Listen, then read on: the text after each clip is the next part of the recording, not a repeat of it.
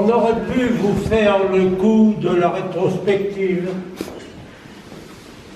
Elle aurait permis à un commissaire d'étaler sa compote insipide sur la tartine de l'histoire pour vous servir une indigeste collation.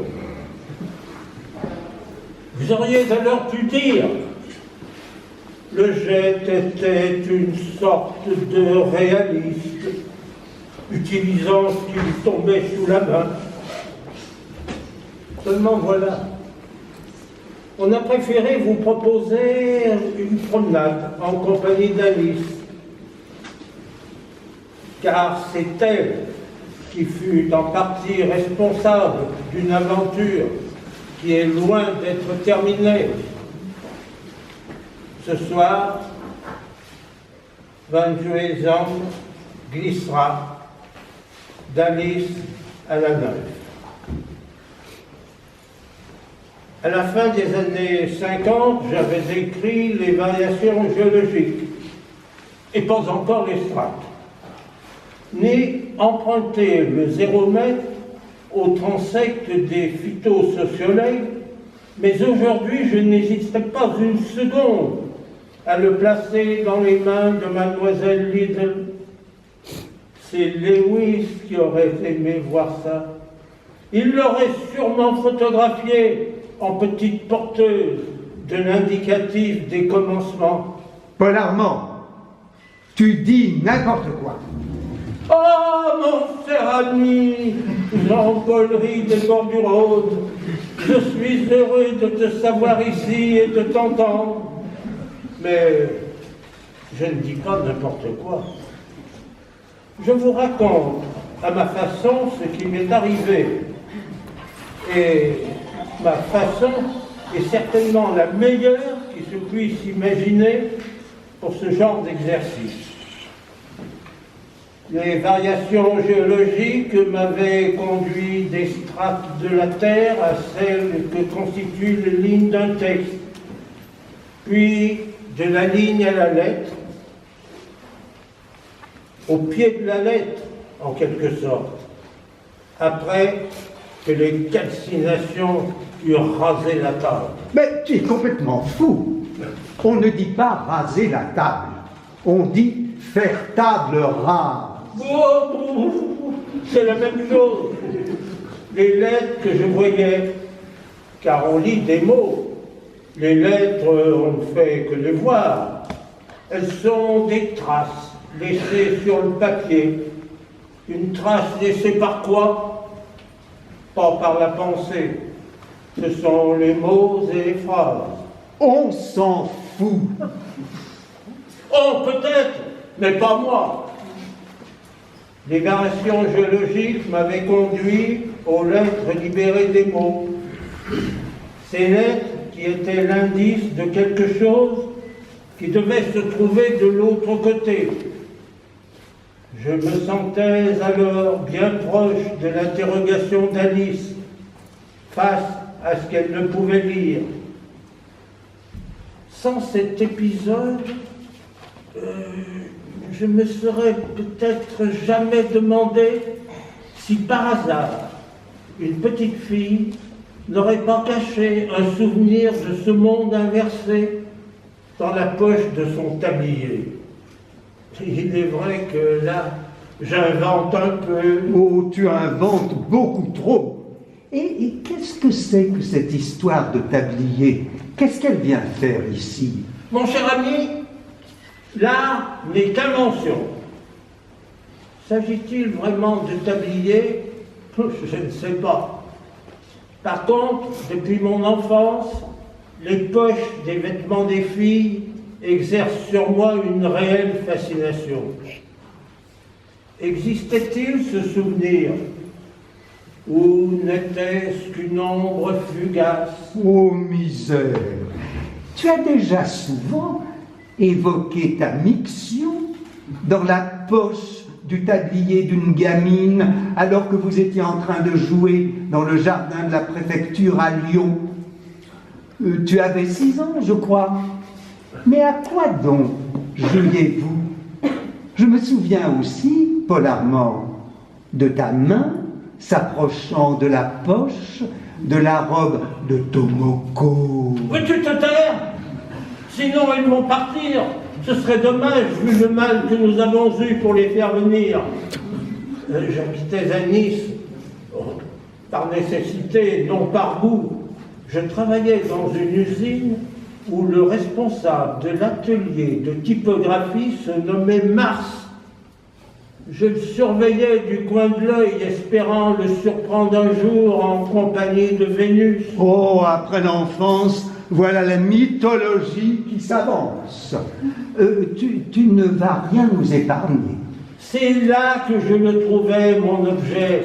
En voyant Mars composer un texte, je le tenais enfin l'échappée du miroir, celui qui pour moi était lié à Alice et à travers elle, à toutes les petites filles de mon enfance. Hein, Paul Armand, tu as le don de faire des rapprochements bien plus surprenants que celui du parapluie et de la machine à coudre. Étonné par mon intérêt, Mars m'offrit quelques caractères usagés avec lesquels je ne tentais pas de faire des mots à l'envers, je me contentais de jouer en les plaçant les uns sur les autres, réalisant de petits édifices s'écroulant au moindre geste. J'étais ravi qu'ils ne disent plus rien, que les lettres se taisent enfin. Puis vint le temps où je pérennisais mes assemblages en soudant les caractères les uns aux autres, ce que je nommais cristallisation verbale, avant de les montrer dans la vitrine d'une librairie de la ville en 1960. Et pourquoi pas dans une galerie? Parce qu'elles étaient à leur place dans une librairie. Oh. Les cristallisations verbales étaient de petite taille, mais Mars, toujours sans Vénus, me montra ce qu'il employait pour imprimer les affiches. Alors je pus voir grandir mes constructions. L'aventure dura plusieurs années pendant lesquelles s'érigèrent les tours, les ruines, les éboulements, les momies, dont la grande repose dans la nécropole de l'art du lieu dit Beaubourg. Ouais, mais où voulais-tu qu'elle finisse? Au Louvre? Ces momies étaient un peu en avance. Quelques années plus tard, je les regarderai comme étant les chrysalides d'où sortirent les Alice qui enverraient le, puis ce fut la victoire ou le bateau solaire, là, les totems et d'autres encore. Cette rencontre entre la lettre et Alice constitue un terrain sur lequel l'œuvre va se développer.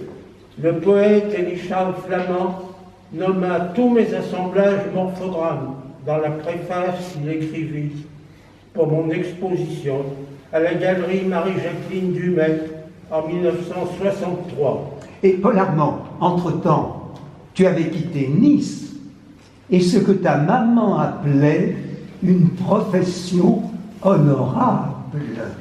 Les aventures d'Alice ne cessèrent de me guider. Lewis avait une imagination débordante.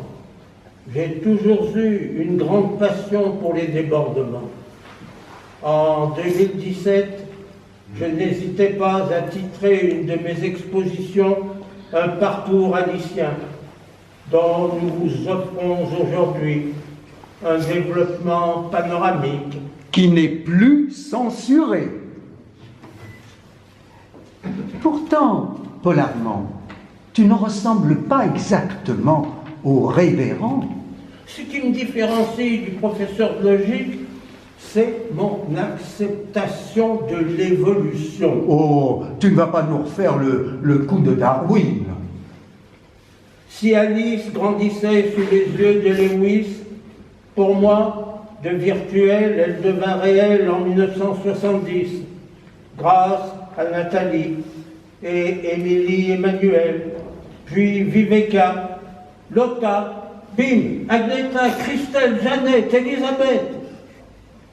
L'héroïne carolienne ouvrait la porte à des petites filles modèles, beaucoup moins sages que celles de la comtesse née Rostopchine. De petites, elles devinrent grandes, ce qui permettait la question. Puis-je vous toucher? Oh, elle est bonne celle-là. Je l'attendais, et depuis longtemps. Ah, toucher et assembler des inversions de lettres pouvait passer pour un passe-temps un peu maniaque. Mais regardez les petites filles, les photographier. Là, je retrouvais le révérend, et à peine adolescente, demander durant l'été 1983 à Pernilla et à Sophie, dès mon retour à Paris, si je pouvais les toucher, c'était franchir l'infranchissable. La critique hurla, sans arriver à m'imposer le silence. Et pour lui répondre, je me penchais sur le petit linge des Alice qui retint toutes mes attentions. Oh, il ne changera jamais.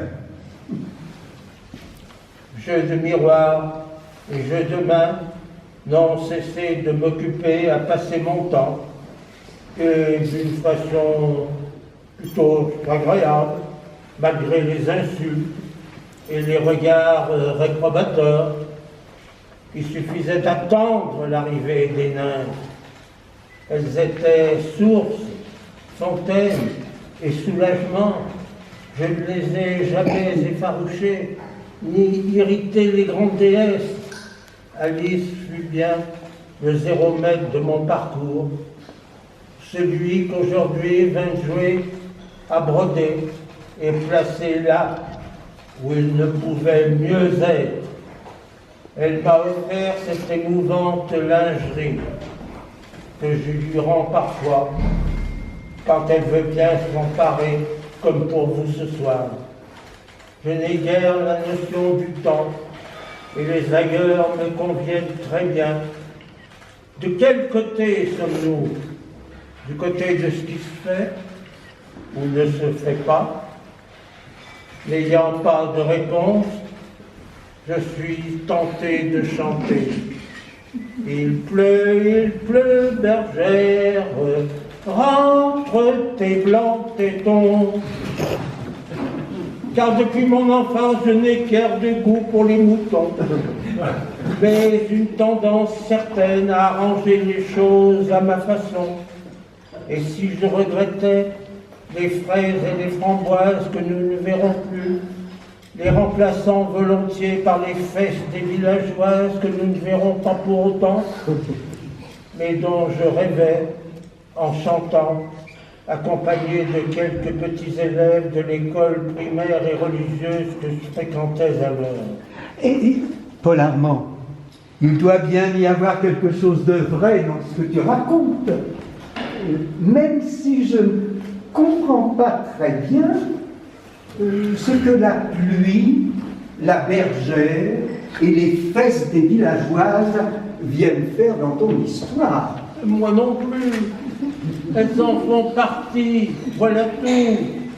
J'ai écouté Bernard Hetzig qui me disait le 19 mai 1968. Paul, attention, attention, hâte, garde, surtout, sûr, ne laisse rien tomber. Je vous entends penser, ah, il n'est pas correct l'artiste. Et comme je n'ai jamais eu l'intention de l'être, nous allons vous dire au revoir, et merci d'être venu.